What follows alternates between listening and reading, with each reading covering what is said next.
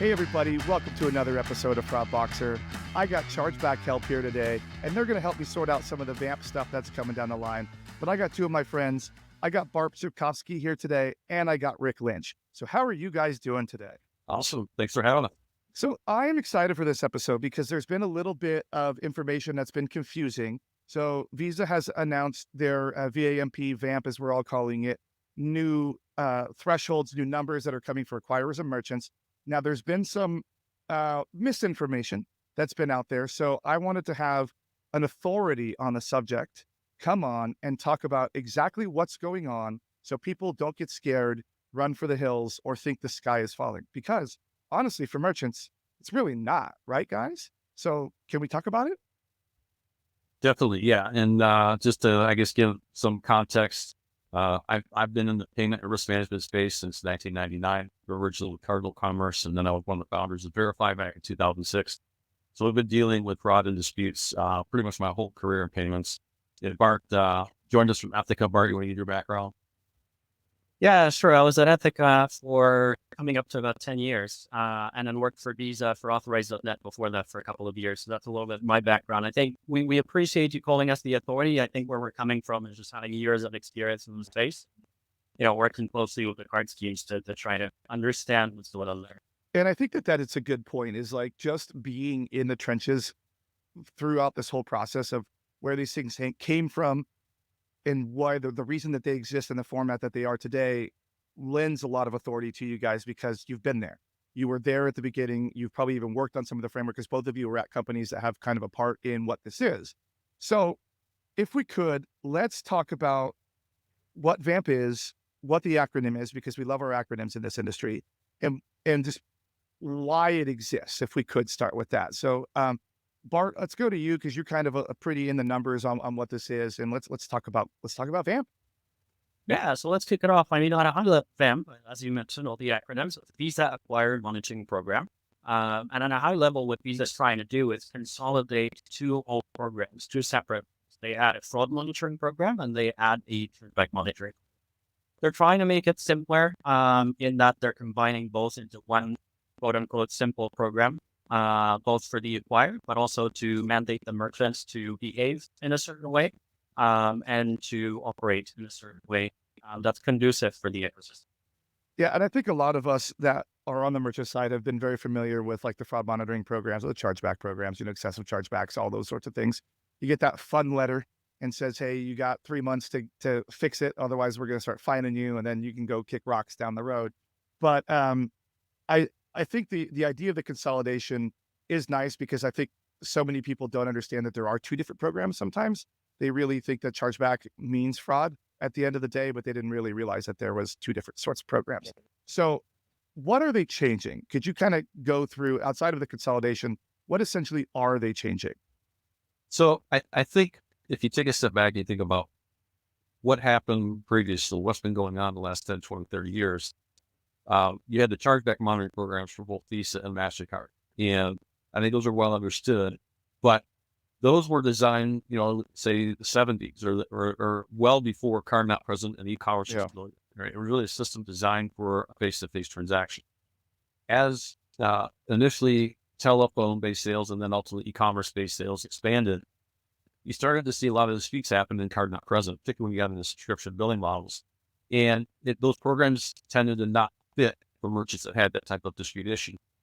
The real frustration is, I'm sure you recall from your days back at Fandango and NBC, you'd have a dispute, you'd win a dispute, and you would still get penalized for the outcome, right, of that dispute ratio, no matter how much you won. You can win 90% of your chargebacks and you were still penalized. That always frustrated me, is when I was able to prove my case, I still had to pay the fee and I still got dinged on my ratio, which mattered, which it sucks because like you could have a targeted like effort, now the world works like Reddit and all the Telegram and all these things. They target specific things, but they could target me and I could be right every single time. And it doesn't matter in the eyes of the networks at the end of the day. I think what merchants always thought was, hey, if I did something wrong, I should be penalized. If I fix it and do it right, that penalty is taken away, right? But from a card network perspective, my understanding is they were really trying to pay attention to noise in the system right? Disputes took time, they took money, they created noise, they had a less efficient system. And so the chargebacks were really meant as kind of a flag to say, these things are taking time and money, they're creating noise, the disputes that are occurring with these businesses. And so we're going to go to these businesses and encourage them, right, to not create more noise. And so it didn't matter whether you won or lost because the cost happened, the noise happened, right? And so that was what they were really trying to address with chargebacks. Now in the last 10, 15 years with the emergence of Applicant and Verify, which really, really transformed. We pushed the Applicant Verify, pushed the networks to really change the way they look at Yeah. disputes in a good way. We're now resolving disputes in minutes and hours rather than days and weeks and months. But it's changed the way they think about it. So this new VAMP program for Visa is recognizing that disputes are migrating from the traditional chargebacks into this digital realm. The noise maybe is still important, but they're having a different consideration about it. And I think they designed this program now where there's a clear incentive for merchants to participate and avoid the dispute and also get some credit if they win, which never existed before. One thing I would add, Jordan, if I Yeah. can, very quickly, is over the last years, the issue of first-party fraud or friendly fraud, as we Yes. called it, kind of increased over time, right? This is effectively consumers acting like fraudsters and defrauding by saying they didn't make the transaction. I think one of the things, and we'll talk about it as we get into the weeds of what Vamp actually is and the details of it. One of the things that Visa is doing is it is starting to offer a way to, like you said, not be penalized for Mhm. those false cases of fraud that are filed. If the merchant does the right thing and just refunds the consumer for something they're not happy with, right? By utilizing some of those verified tools.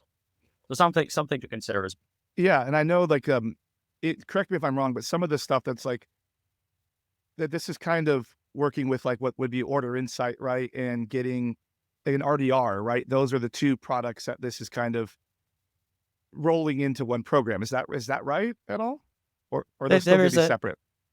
there's so we at our company classify those into two kind of different buckets. We have a bucket we call deflect, or Mhm. deflecting a dispute from ever happening. And then we have one called resolving dispute, right? And you've called a couple of those products that fall into different ones. But at a high level, Verify and Ethica have come up with solutions to deflect dispute from ever happening Yeah. by sharing additional data points. And that's where the likes of Order Insight or compelling evidence comes in. But then you have the solutions in the resolve bucket where effectively resolve a chargeback by making a refund. That's where you have RDR. But Okay, at so the end of the day, both of these, the purpose of these is to get rid of the dispute faster, yeah, get rid of the cases that are falsely filed, and get the money back to the cardholder where it and is. then now when Vamp comes in, finally, if we are getting those resolutions immediately, we're no longer going to be penalized, which we'll talk about here just a little bit, like what precisely is changing on that. So when is this going live? Like when is it's beginning in April of this year, right? Yeah, so April 1st is when the new Vamp calculation will come into place for acquirers and for merchants. We there is a background to card schemes announcing things and then making us a small delay. Right now, we don't have any news that it will be delayed. But what I can tell you is Visa has announced that July 1st is going to be the date from which they will actually start penalizing financially the acquirers for breaching the Vamp. So while April Mm. 1st, Vamp is launching, July 1st is what we're hearing right now is going to be the date from which the fines will kick in. So they got a little bit of a grace period there to actually get the systems done. And We usually see that, especially like when things like return authorizations happened and all that. Took a little bit of time to get everybody up to speed on making those things work properly. the first year is also a kind of an adoption year, right? So there's more stringent requirements that'll come into effect in April 2026. So there's a little bit of a ramp to where the tightest thresholds get fully deployed. So that's a good point. So let's look at these thresholds if we could. So I'm going to put a little graphic up that shows the actual thresholds, everybody. So, and as I'm going to talk right now, there are two different sets of thresholds. There's an acquirer set of thresholds and there's a merchant set of thresholds. And I think that that's where, particularly on the other information that was put out a few months back, where the confusion really, really landed for a lot of people is it was put out that it was the acquirer numbers were the merchant numbers when that isn't the case. Now, the merchant numbers are changing slightly, but The acquirer numbers are the ones that are going to be getting a little tighter. And there's that two-step process where April of this year is going to be one set, and then April of next year is another set. And that is for acquirers for the really tight of the belt, and the merchants, it's a little kind of a little more of the same. So if we could you, Bart, start us with these two different sets of numbers and what these numbers mean and who they actually mean for? Yeah, and where I would start is what is the calculation itself first before we get into the numbers, right? Because Sure. it might be interesting for people to actually understand a little bit more as to what is the result of these numbers. So, on a high level, the new ratio, the Vamp ratio, is the total count of TC40, as Visa calls it. The TC40 is a file that Visa uses to calculate the total number of frauds filed against the fraud disputes filed against the merchant or the invoice. And then to that number, you're adding the total number of TC15s, which are non-fraud Non-fraud. disputes. So Visa is now calculating the total number of frauds on one side to the total number of non-fraud disputes, combining them together and dividing them by the total number of transactions. And that's where we end up at these ratios that we're about to walk through, right? So I think that's important. And we So the should calculation clarify itself is pretty simple. the TC40 and the TC15 are reports that an acquirer should be providing to a merchant. Should be. Larger merchants are probably very used to getting that, Yep. maybe even by default. Mid-sized and smaller merchants may need to ask their acquirer, their ISO, hey, I wasn't getting this, or I don't see this. I need to get access to this if they want to see that. Yeah, and everybody, like if you're leveraging any sort of 3D secure in any capacity, you really want to make sure you're getting those reports because you're going to be missing out on the fraud claims that were covered by 3D secure. Those will be included in your TC40, so you could actually see, especially if you do any sort of like negative listing or any sort of negative actions on an account related to fraud claims, you'll be missing those unless you're getting the TC40 data and inspecting it and doing any sort of consuming of and actions on that data. So That's a please, key call out, actually, Jordan. I'm glad you mentioned it because at a high level, the way the marketplace perceives it is you enable freely secure liability shifted to the Yes. issuer in terms of any disputes. Wash my hands, I'm good, right? But actually, the issuer still, the card issuing bank is still responsible to file the frauds, even though they're liable for covering the funds. And if the merchant has no visibility, they might not even know that the ratio is. so is that's still going to be the case? 3D secure stuff's still going to be this calculation, still going to be everything's the same there. So make sure you're getting your TC40 reports, everybody, because the information is valuable. It still counts against your ratio now and after April. So please make sure you're getting those reports. Ask for it, everybody. Ask for it. So let's continue. All right. Let's dive into the numbers in that case. So, two sets of numbers. Given we're talking predominantly to merchants, let's start here.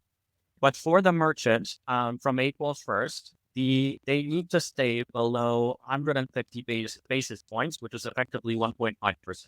So again, the total number of TC40s, fraud type of disputes plus non-fraud, divided by your total count of transactions needs to be below 1.5%.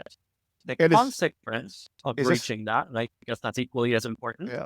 is your acquirer will get charged $10 for every TC40, for every fraud, and for every non-fraud dispute. This is in addition to any existing chargeback fees and everything else. If you breach that 1.5%, and as you can expect as a merchant, the acquirer is not simply going to pass that on. They're likely going to mark that up and pass it on, Yeah. right? So you have the additional fees. Hey, right now, Bart, that's a good question because I guess I never really thought about it. Like I always pay my chargeback fee, and it's just whatever I negotiated. Are acquirers currently paying a fee for my chargebacks right now? Yeah, absolutely. So, on average, an acquirer will pay to Visa and to MasterCard somewhere between $3-4 for every kind of dispute globally. And then if that acquirer is based in Europe, there's additional DAF for dispute administration fee that for MasterCard is 15 euros and for Europe, for Visa, it's 12. So the cost to acquire for chargeback is actually quite significant, especially in Europe. And then they'll mark that up and bill it to the merchant at 25, 30, $40, right? Whatever the rate is. But and sometimes what they'll do, and sometimes merchants come to us and say, well, I have this great rate of $10 or $15.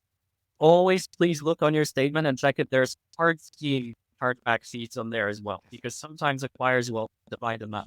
Okay, that's a brilliant way because like I've always, especially like the merchants that I work for, that like my size, like that's a line item that could be negotiated.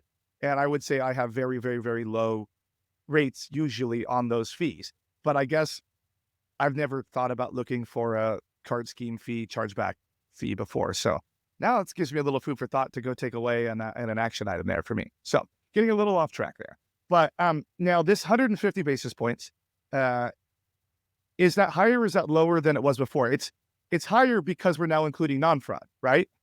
And so that's It's higher because you're including non-fraud. The challenge is for every one chargeback, there's typically multiple frauds filed because of TC40, because of low dollar transactions where the issuer trials, for example, right? Where the issuer $1 trials, the issuer, it will cost the issuer more money to file that as a chargeback and try to recover that than it will to simply write it off and give the $1 to the consumer from their own pocket. So there's a lot more of these. So 1.5% may sound high, but actually in the realm of things, I think it's lower, especially for higher fraud or higher chargeback merchants in the subscription space. And so So let me ask you then, from the merchant perspective, do we have the same amount of time to correct any issues that we used to have? Do we still have like the notifications, or do we still have 3 months, or does it just jump straight into you're in violation and then there's some sort of fee for being in violation?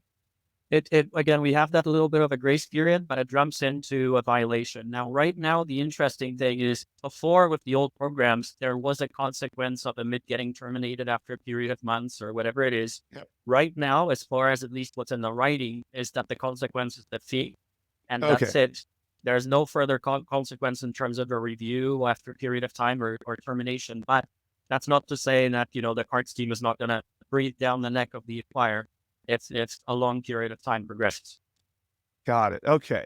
Now, let's just briefly touch on, this is where the scary numbers were coming in. That was on some of the other misinformation that was being put out there, is for the acquirers, it looks at their whole portfolio. Now, this is going to be a merchant focus episode, but I think we should just touch on that. For the acquirers, their numbers are slightly different, right? And those are the low numbers that everybody was hearing about before, right? And that's, I'm glad you brought that up. So while the audience, maybe the merchants here, the reason it's very important to remember about the acquirers is if the acquirer reaches their ratio, their allotted ratio, they get billed, again, the $10 for every TC40, for every fraud and then non-fraud dispute in addition to their existing fees, but for every single one of their merchants. Oof. And if you can imagine, if you're that merchant that caused them to breach, do you think they're going to bill all of their low risk, traditional retailers and home merchants and whatever, those additional fees? Or do you think those will land on your desk,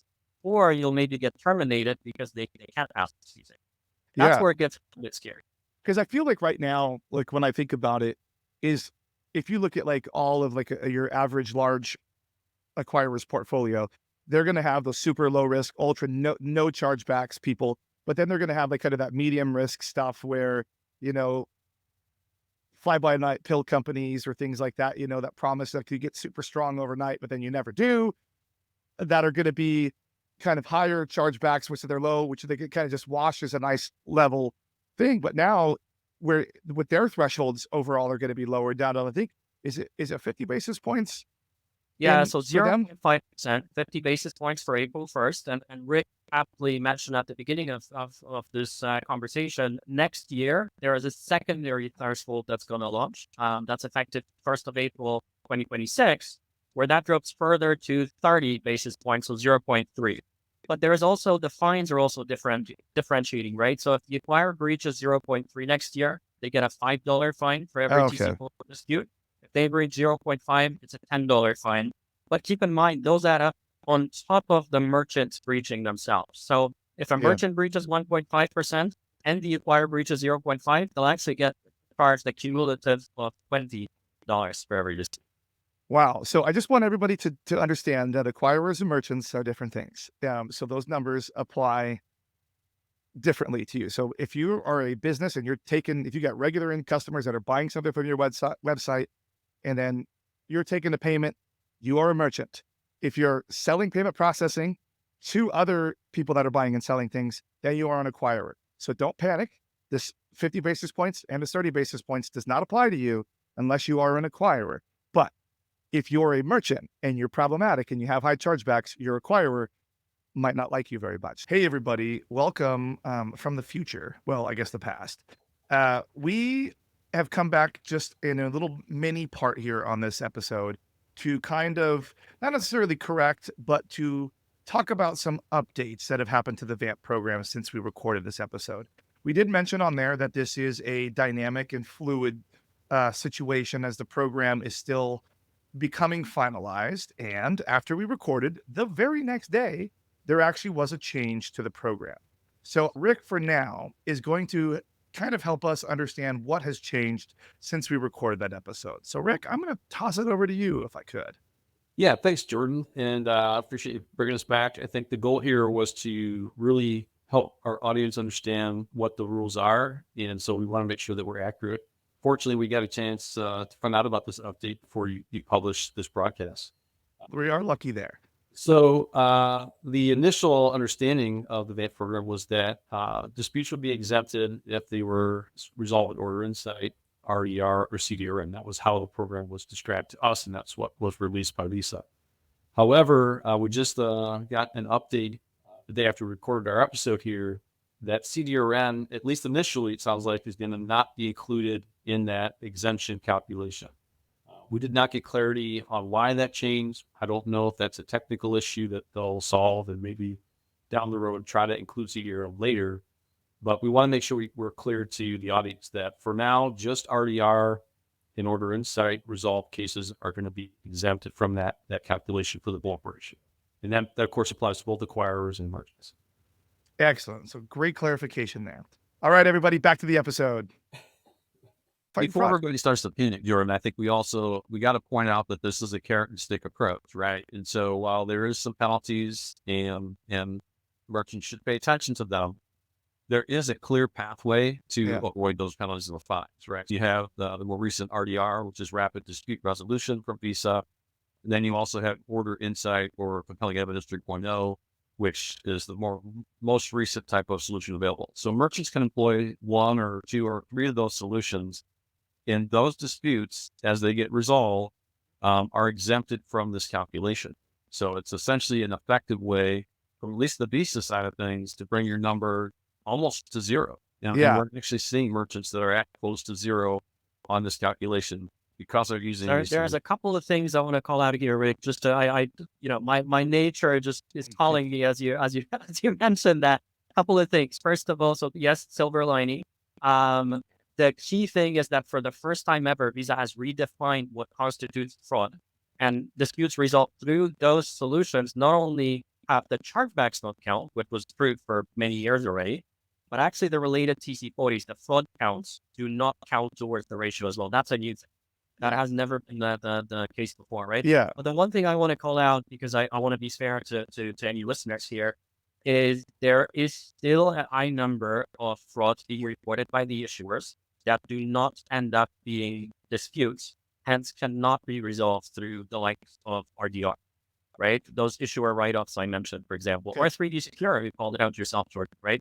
So it's also important that we consider those and look at those. Don't assume that simply enabling RDR is a golden bullet solution and it will resolve all your issues. So you actually have to have the chargeback resolved in your favor. Whatever the dispute is has to be resolved in your favor in order for it to no longer count. If it's just, okay, got it. So I think that's through, that could be done through an RDR by a refund, like Rick mentioned. It could be done through the Order Insight request and the share of more data from the merchant, receipt order level data from the merchant to the issuer. Yes.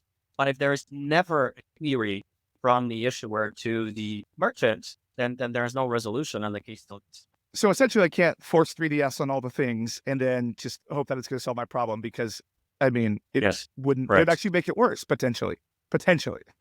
Yeah, I think just to be really clear, right? If it's a fraud situation where you can't win the dispute, and you know that, refunding the customer, refunding the cardholder through RDR is a good way to resolve that dispute, and it will not count against you. At the same time, if you have a dispute where you feel like you deserve to win and you've got all the evidence and you want to fight it, and you win that, you're also going to exempt that dispute from this calculation. So let me ask you guys an interesting question that just came into my head. In this new world, it's going to be more beneficial to refund an incoming dispute than it is to accept it and move on, right? For merchants that were heavy on representments in the past, who were effectively waiting for the chargebacks to come in and try to fight it to keep or retain the money, this new world could be problematic because those, even if they win, those chargeback counts and those fraud counts count against them anyways. So if they have a lot of these, that's still an issue, right? So there might be some, again, to what Rick spoke about and you talked about, I think there's going to be a shift in strategy a little bit from high representments to maybe proactive refunds in certain cases. Interesting. And also maybe a relook at some of the billing models that some of the merchants have in terms of how, which transactions are resulting in a fraud, but not in a dispute. And how can I lower those? Because those cannot necessarily be resolved through the means of some of these silver lining services. So Well, if I, I want to make sure that merchants understand though, like the compelling evidence 3.0 pathway, right, requires 4 pieces of data. And that's your proof that it was a valid transaction. And it's not the same as the traditional chargeback dispute process, but it is a merchant saying, hey, I was in the right. I don't want to be liable for this transaction. I don't want to have to refund this customer. So you can win that as a merchant and not have to refund the customer if you win that and not have that count against your ratio. so that would still not count against my new ratio. But what about in the traditional representment way, where I let it come in, and then so even if I win that, that still counts against me. So essentially, I need to use one of these products for quicker resolutions in order to have it not count against me. Yeah. And if you think about the work involved here, right? If you're doing a traditional chargeback, you're getting a PDF, you're spending a lot of time manually researching it, you're scanning it, you're sending it back to the acquirer, but that has to go through that same process on their end. It's a lot of labor. It's the old kind of analog process. And even to the degree that some of that is now done through email and digitized, it's still pretty costly for everybody involved. The CE 3.0, the compelling evidence 3.0, RDR, CDRM are almost entirely digital. They happen in seconds. And so you can see Visa is really shifting, right? They're giving an incentive for merchants to use these digital resolution processes that should be more efficient for everybody. And they're willing to give you a break on those, right? So not count those against your ratio if you're using those preferred methods of dealing with these disputes. Got it. I think what it goes back to, Jordan, is Rick's story at the beginning of this conversation, right? What is the reason why the dispute mechanism, the chargeback mechanism was brought in the first place? We think, 30, 40, whatever years ago, initially, when it took 6 months to build a television when I was buying it, and I don't know if I'd ever get it because maybe the shop would disappear, right? At the end of the day, I needed some dispute mechanism when I Yes. never got my product. And that dispute mechanism, that chargeback mechanism, hasn't really changed much in the last tens of years. So this compelling evidence 3.0 and MasterCard's first-party trust solutions, I think those are really solutions that are trying to modernize this ecosystem of dispute resolution by, number one, providing real-time data within the issuer's mobile applications to the consumer to clarify, what did I buy? Who was the merchant? How can I contact them? I have that information on my fingertips day one immediately. But number two, to Rick's point again, give the merchants the power to fight back against these false claims where this abuse from the consumers, and have the Visa and MasterCard be that jury and executioner to decide, merchant, you had enough information, you are in the right, this is first party fraud, you do not need to refund, these are not going to count against you. So I really think that's the future. The challenge we have is the rules that Visa and MasterCard have put in are maybe early days yet, and we still need those to expand and grow to address all the challenges in the ecosystem that the merchants. Yeah, executioner might be a little harsh. Let's just say judge and jury, but I will say, like, it's given me, like, right now my mind is just going like 100 miles an hour about, like, looking back on my history of all the companies I've worked for and how we did and how we handled chargebacks and how we handled representments. And a lot of it was by hand. And I feel like, that changing that process at those merchants is going to be difficult in order to get them onto a more technology-based solution that does this. And we could talk about how you guys can help people like them out in the next part of this. But it's just where my mind is going right now is like, it's really going to incentivize people to adopt these processes that are better for the consumer. Plus, as a merchant, I always hated waiting to find out if I want a case or not. I'd much rather know if I just won right now. Plus, I think that's a really good point. yeah, And you said it early on, right? We need to address this problem of consumers abusing kind of their rights in terms of disputing transactions and taking advantage of it. And we know that that's rampant. We can see the numbers just growing every year. You know, Visa and MasterCard both succeeded in driving a lot of the card present fraud out of the system, almost entirely with the chip and pin yeah. adoption, right? And what they did was they really concentrated the problem. Now it's really only card not present. I think 9 out of 10 disputes, maybe higher than that, are now card not present. So there's very little brick and mortar face-to-face disputes that are happening. Do you Now, remember when in 2015 when we were talking about that, we were trying to force everybody to EMV, and we're like, all the fraud's going to go online, and we were like trying to say like, help us, and like they're like, nah, it's going to be fine, and then all the fraud went online, all of it. but now to your point, it still used to take up to 6 months to know whether you won or Mhm. lost, right? In that whole process. And that drives my my accounting team bonkers, by the way. They're like, how can I forecast this? I'm like, I'm sorry, guys. Like, we can't. Right. So being able to drive that time frame down to, hours and days rather than months is huge. That time is valuable. And ultimately, kind of like, Visa did this with Verified by Visa. When they designed Verified by Visa, it was about authentication and Mhm. hopefully giving people more confidence in the transaction. But actually, authentication 3D Secure ultimately put liability back on the cardholder, right? If the merchant did everything right and they proved they did everything right and they authenticated that transaction, the cardholder could not charge it back and they had to pay for it. And you're going to see the same type of push here, right? They're not advertising it this way, but this will allow, particularly with compelling evidence 2.0, it will allow merchants to win and ultimately for the issuing bank that issued that cardholder who's trying to charge back. If it's a family fraud situation, if it's buyer Mm. remorse, if they just decided they wanted to charge something back because they didn't want to pay for it, the bank will be able to push back and say, hey, I'm sorry. I understand that maybe you don't recognize this, but the IP address is the same, the email address is the same, the shipping address is the same, and it's the same merchant you've been buying from for the last 6 Mhm. months. You're not allowed to charge. And that will start to address and push back on some of that abusive behavior because consumers are going to get told no. I've been saying that for a long time is like, we need to have a little bit of more consumer punishment, I guess, for when this behavior happens. One of the card networks put an article out back in March of last year that specifically addressed like the gaming. And as we all know, microtransaction gaming is a big thing. Kids get grandma's credit card, kid get mom's credit card, buys. They were saying that, and it's an actual number, that 74% of all mobile gaming purchases are first party fraud.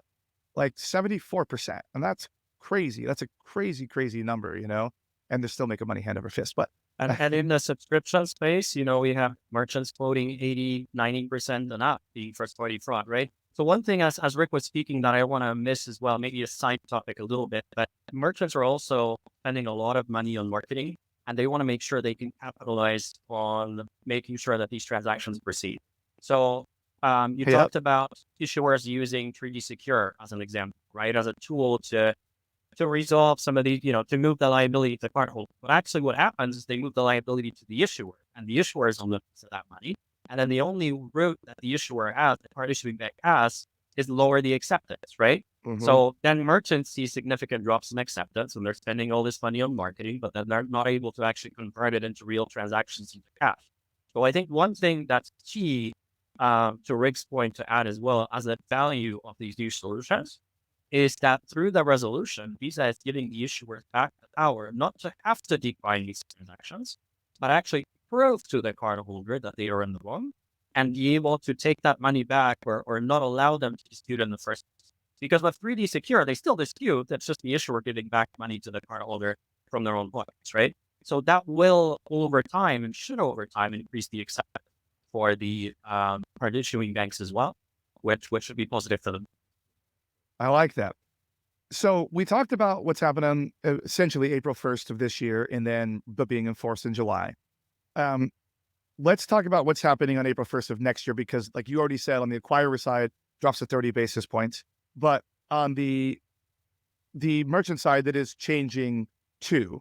So it's the blended ratio again of the TC40 and TC15, so fraud and non-fraud, for my merchant friends and friendly, nice, easy words. But that 150 basis points will be dropping to 90 basis points, which essentially 90 basis points is where we were already for fraud alone, right?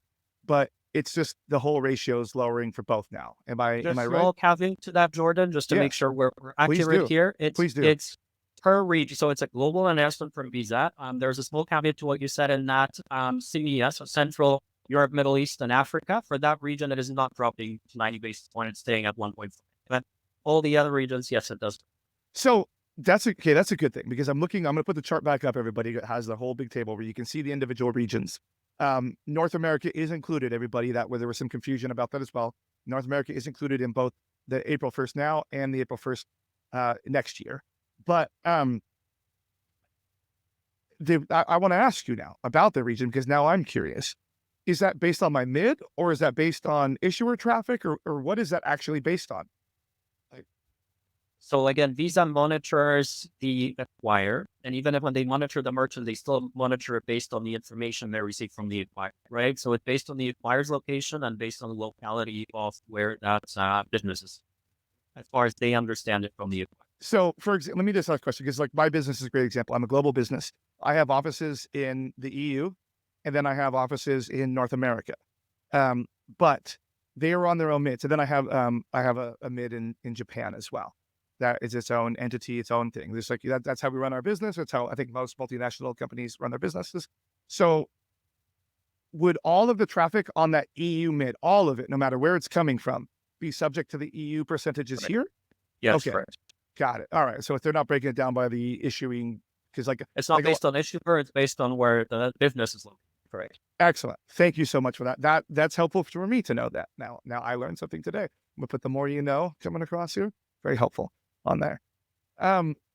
Little NBC reference, you know? You see, hey, look at that. Okay, and I can never get out forever. I'm an NBC guy. So this is good. So put this up one more time, everybody. If you have any questions, feel free to put it in the comments below. I try to monitor the comments. I'll answer back as much as I can.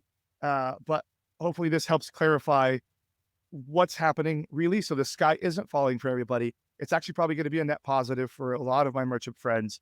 And now we finally, when we win something or when we resolve something, we're actually going to get the credit for winning. Unless we do it longhand, then we don't. Then it's the same way. But I think what it really does, Jordan, is it kind of forces a closer relationship between the merchant and the acquirer, right? For the merchant to not only know where they sit, because they might be able through the TC voice. Much to my acquirer's dismay. Where's the acquirer sit, right? Am I okay, Mr. Acquirer, to sit where I'm at? Or am I going to cause you to breach and it's not going to be a problem, right? So I think that's something the merchant should be cognizant of. Oh, go ahead. Sorry, I don't mean to interrupt. No, go ahead. Yes, one thing I think that we are omitting here is because these thresholds are going to get tighter, both for acquirers and merchants, there's going to be businesses that probably didn't participate in these Visa programs before, maybe were aware of them, but didn't necessarily understand them or utilize them, that are probably going to start to get really interested in how do I participate in these programs, at least if I need them, right? And so I thought it might be good to just take a quick moment and talk at a high level about what's involved if you want to participate in RDR or compelling evidence 3.0. Does it take 6 months? Can I light it up in a week? Like, I think it's important to understand for merchants that have never used these programs before, how they work and how they integrate to them. Let's do it. Please do. There's 3 phases to a dispute. There's the inquiry phase where the cardholder effectively just asks their bank, hey, what is this? I don't recognize the card. Can you give me more information? Then there is that dispute phase where I'm saying, okay, based on the information you gave me, I want to dispute. I'm not happy with this charge. And then the last phase is that chargeback phase where you're actually filing it back to the merchant. It's really acquired to the merchant to get their money, right? So all of these services that exist from Ethica, from Verify, they fall into one of these 3 segments or phases of the dispute. So the specific services that Rick talked about, which is CRM and RDR, those are quote unquote alerting, commonly known as alerting services, where the card issuing bank is effectively providing a notice and a head notice that there's going to be a chargeback and allowing the merchant the ability to refund on those. And by doing so, resolve the dispute. Those fall into that dispute, the second phase, where the cardholder definitely wants to dispute. I want to refund and resolve those cases. And then we talked a little bit earlier about these services like Order Insight or the Compelling Evidence 3.0. Those fall into that initial category of inquiry phase, where the cardholder simply wants more information about a transaction, right? So they're asking Mr. Issuer, and they're doing that through many ways, right? Nowadays, I'm logging into my online banking on my phone, click on a transaction. That tap means I want more information. right? And in that moment of time, that little spinny wheel that we all love spins and expands and gives us more info. There's actually an API call that goes through these services to the merchant's backend database, pulls the data from there on receipt, exactly what was bought, and displays it in the issue app.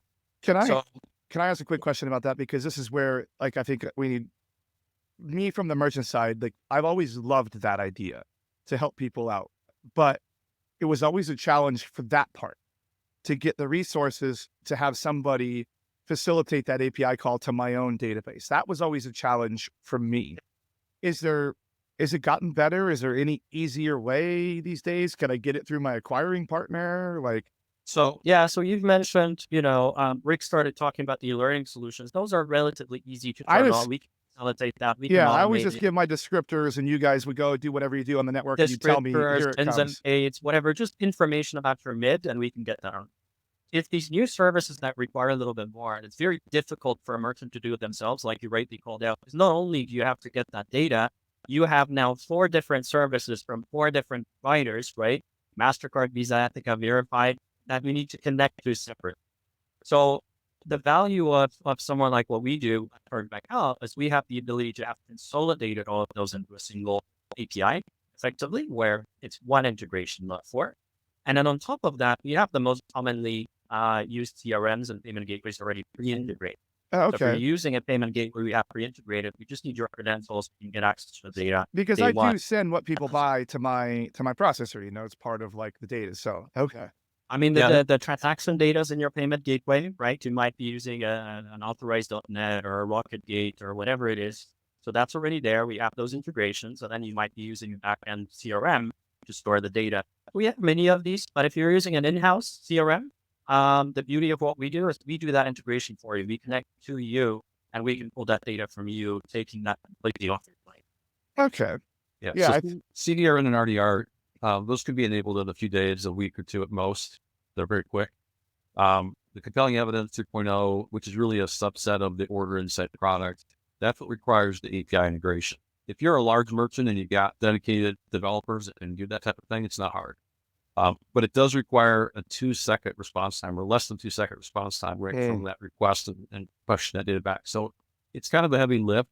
If you're a smaller merchant or a mid-sized merchant on a platform like a Shopify, Magento, some kind of e-commerce platform, you're not going to do that yourself. You're going to rely on that platform to have that connectivity.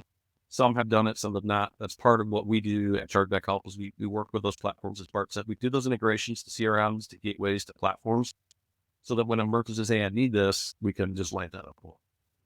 I think the beauty of it is just to make sure we don't forget about it is with RDR products, you need to refund. And yes, you get the consequences go away, like the CALs, the chargebacks and the fraud, but you still have lost the transaction amount. Yeah. With these order insight and CE products, the beauty of them is you are proving to the cardholder that this is first party fraud, that they actually did it.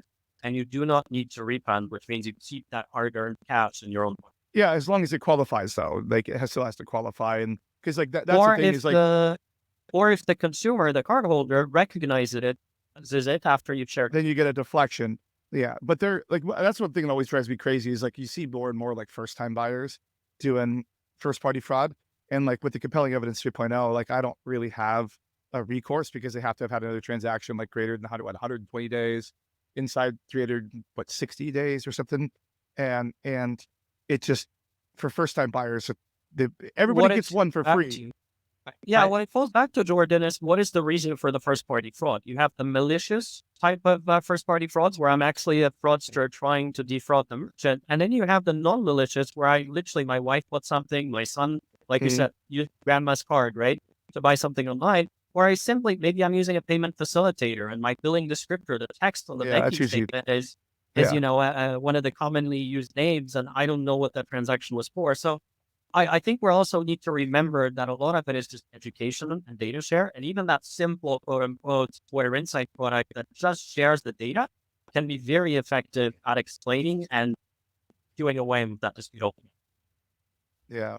Rick, you were going to say something. Over time, you'll see the requirements for what qualifies for compelling evidence are a little tight right now, right to your point. I think as that is more widely adopted and you see it more effective, I think they'll probably lower those requirements. The networks will. There's also, I think, an interesting question out there of if you're transacting with a platform, right? So I'll say like an eBay or an Amazon, something like that. I'm not saying they are doing this, but a platform like that where there's different stores or different business owners that transact with platforms. But that platform itself may see that same cardholder right across multiple transactions within that platform. And can you qualify transaction from merchant A to merchant B if they both happen on the same platform? As long Today, as it's on the same mid, though, right? It has to be on the same mid, right? today doesn't work well because the mid doesn't necessarily apply, right? You're looking at things like IP address, device ID, email address, shipping and billing address, which is the same across those different customers. So that's an open question. That's something that I think Because I couldn't do that for your guys' network. Like I couldn't bring you guys in and say, if you see this customer anywhere, right? Like, Well, no, I think yeah, over time that's where it will move to. We're just not there right now. yeah, there's a number of these conversations. I think the key, I mean, another example could be 3D Secure. Visa has stated and MasterCard have stated that if there's a 3D Secure call, there cannot be a fraud-related dispute. Well, so why are we still filing the TC40, right? So is there a case to be made that another rule could be added to C, saying if the transaction was run, the initial was run through 3DS, the recurring that relates to that same consumer shouldn't be able to file a fraud, right? Well, I think what I want to get at is Visa and MasterCard needed to start somewhere to create automated rules. I think this was the first place they started, but there's now a mechanism that Visa and MasterCard can use to automate decision-making process, and those rules will evolve over time to, address more of the issues needed. yeah. I feel like that's where I feel like we do need like a next step. Like I feel like these numbers are great and these products are great, and like they're getting easier through people like you guys to integrate to. But I do feel like I would love in my head, the perfect world is like if I get any sort of challenge or 3D secure, even non-challenge where it's been authenticated, if the customer tries to call and say, I want to claim fraud, they basically get told no. Like you were straight up authenticated. Sorry, no. And like, but then you're going to have like CFPB claims come in. You're going to have like mini lawsuits coming in. You're going to have all that sort of stuff too. So, Well, I think as merchants gain more confidence in the outcome, right? If they submit the right data and because they technically met those requirements they wanted to dispute, you may move more to a phase where at the customer service level, you're going to get that call from the consumer. You're going to check and see, do I have this data? And if you do, you're going to be in a position where you're going to defend that transaction with that cardholder. You always want to be considerate of that cardholder. You don't want to insult a good customer. So I think there's, you got to walk a fine line there. well, that's where like the inquiry hopefully removes those people. So you're not insulting someone that's good, that's potentially a repeat customer. They just confused because, I have a different LLC on my descriptor. And there are some expansions that are already happening, right? So for example, the consumer clarity product now allows the merchant to share their logo and have the issuer have their logo next to the transaction, which as simple as that may sound, especially for some of the bigger brand names, it's great advertising piece, number one. And number two, it's great trust piece because the cardholder can see the logo go out. Okay, that's what it is. Without even caring for the descriptor. So yeah, they are adding more and more over time. I think we just need to be cognizant that it's a massive mechanism, and to move wires and issuers to change things, it doesn't happen overnight, right? So we need to be a little bit patient with this. Excellent. Well, as we really wrap up here, any big predictions for 2025 outside of the lowering of these numbers for acquirers and the blending for merchants? Cleveland will win the World Series. Let's not get ahead of ourselves here. Let's settle down. And if they don't, ask Rick about why they didn't. You got to worry about your football team before you worry about baseball. But we're going to focus on baseball and basketball. We're going to forget about the Browns for a while. One thing I would call out, Jordan, just to throw it out there as a food for thought, Visa's changed the whole ecosystem in terms of how they are monitoring fraud and disputes. Where is MasterCard in all this, right? That's the other 50% of the I'll tell you, world. right, they're peeking over the hedge right now, waiting to see what Visa's doing and how people react, and then they're going to go back down and they're going to keep coming up. So I'm sure we'll see more in the second half of the year that'll be strangely identical.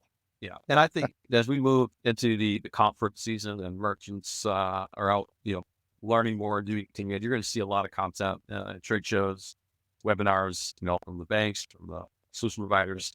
And as this goes live, past April, right, there'll be some kind of indications of how performance should go.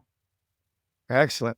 Well, thank you both for coming on the show. Everybody, I'll put links in the description to your guys' business on there. So anybody that wants to not have to worry about all the technology piece of this and complying with this in April, call ChargebackHelp. I will put both of their links to their LinkedIn's in there as well. So you can ask any questions, put questions that you have in the description, both on either YouTube, Apple, Spotify, or in the where I post this on LinkedIn. So we can try and get to those questions and get those answered and clear up any air. Hopefully we made it a little clearer so that everybody doesn't think the sky is falling, because it's really not. It's probably going to be a net positive at the end of the day. I do like the idea that winds come back out. I think that's something we've been asking for 15 years. So it's good to see that finally happening. So everybody start embracing technology, because technology is going to be your best friend in the whole world going forward. So thank you guys again, and we'll see you next time, everybody.